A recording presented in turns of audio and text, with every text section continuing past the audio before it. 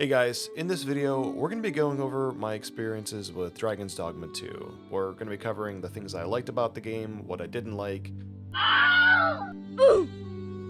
places where I think the game can improve going forward, things like that. And honestly, I'm kind of disappointed because this is definitely a case of I thought the game was going to be way better than I thought it was, so that's going to be kind of like a huge thing we're going to be talking about with this video. And also, before we get into things, I do apologize for my voice. It may seem a little stuffy today. It's because I've got some kind of cold, whatever the thing that everyone else has. It's kind of gotten to me now, and yeah, I just feel terrible. But either way, the show has to go on. And real quick before we begin, if you guys could do me a huge favor and leave a like on this video, and also if you guys haven't already, consider subscribing to the channel, so that way you guys can stay informed, entertained, and excited for all of the upcoming games that are going to be coming out. So I guess initially, before the game even came out, I was one of those people that had not played Dragon's Dogma 1, so I was kind of in the dark as to what to expect with this game. And granted, I did play the original game a little bit, I just didn't have enough time to really dive deep into the game before the second one came out. And looking back, I definitely wish I would have spent some more time and actually played that game and even beat it before Dragon's Dogma 2 came out, because I feel like that would have given me a lot better of a perspective of this game before I played it. Now, real quick, I just want to point out to you guys, this is not going to be a video of me just straight bashing the game. I am going to be covering some things that I really do like about the game, but for the most part, I think my, negative experience with the game, it was just because I kind of just overhyped this game for myself, and I thought it was going to be something that it really wasn't. And that is me by no means saying that, no, you should not pick up this game. I think people should play this game. If I was going to give this game a score, I would say it's a solid 7 out of 10. My initial thoughts of what this game was going to be going into it was this game was going to be Witcher 3, but more of a sandbox experience.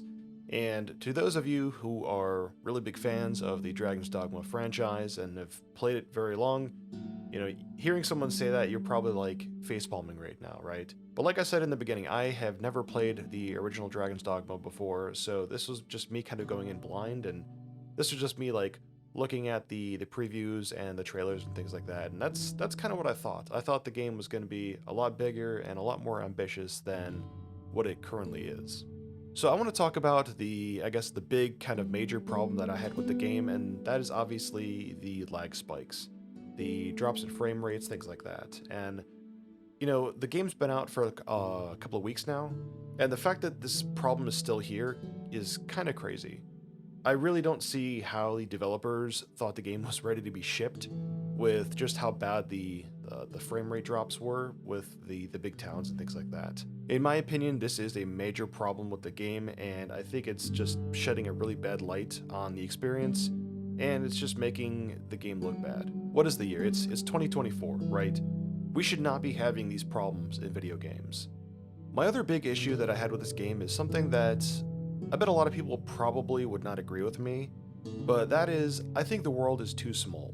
I don't know if this is just because I'm so used to playing these bigger open world kind of games recently, but for me it just felt like this game world is really small, and we had two really big cities and then a bunch of kind of smaller villages scattered across the map.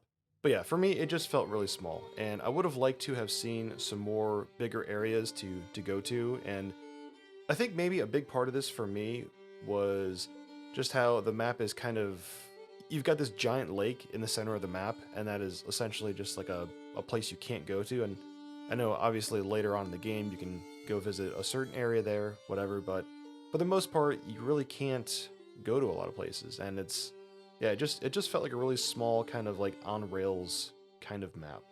Another big issue I had with this game was the, lack of monster types.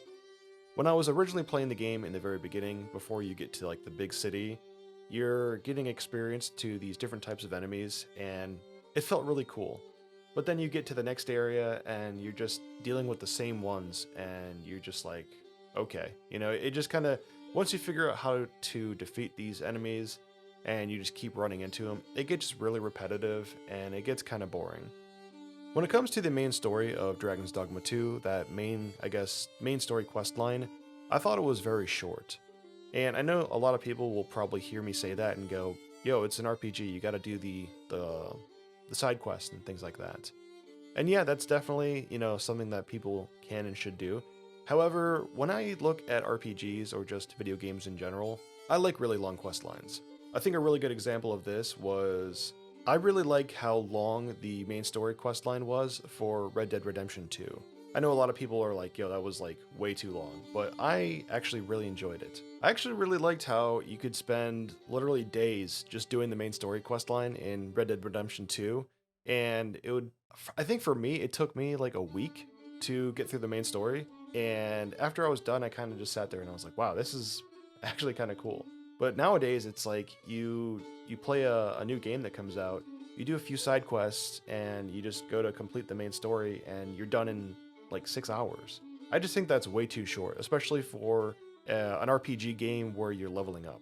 Another feature that I was incredibly disappointed with and how it played out was the, I guess, quote unquote romance system in this game, which literally only plays one kind of like key part in the game, and that's at the very end. Before that, there really isn't anything to do with your quote unquote romance person. You give them gifts, and yeah, their face turns flush red when they see you, and haha, that's cute, but it's like, you can't go out and do stuff with them. You can't invite them into your party to take you along with them to go do things. And there's a brothel in the game, and you can pay money to do like, have sex with a character in the game or whatever, but it's not your romance character, it's just one of the, I guess, workers in the brothel, and it's like a fade to black scene. You don't see anything. So it's just, I feel like after what we got with a game like Cyberpunk 2077, where you could literally go out and hang out with your significant other in the game or whatever, that was such an incredibly awesome feature for that game. And yeah, I guess we kind of just got spoiled with stuff like that, because after experiencing that in the game and then playing something like this, it's just laughable. The last thing I want to complain about with this game is obviously the microtransactions. They're incredibly stupid, they're completely useless, they have no point or no reason of being in this game, and there's mods that already fix the issues. Like, there's a mod you can download that literally allows you to buy a bunch of these things from certain vendors, and that's what I used when I played this game. So I definitely recommend you guys do that and just bypass this stupid microtransaction BS. Okay, so I just spent the last 8 or so minutes complaining about the things that I didn't like about this game. So now we're going to talk about things that I did like. And I think the first one that I really want to talk about here is the pawns. I think the pawn system in Dragon's Dogma 2 is definitely the highlight of this game. I think they did so many good things with this system, and I really would love to see them kind of elaborate and go deeper with the system if they plan to make a new game. I think the AI surrounding these characters was done very well. I think the pathing and the tracking that they used to kind of like navigate the world itself was really impressive. I didn't see my pawns getting caught up in certain areas or getting stuck very often.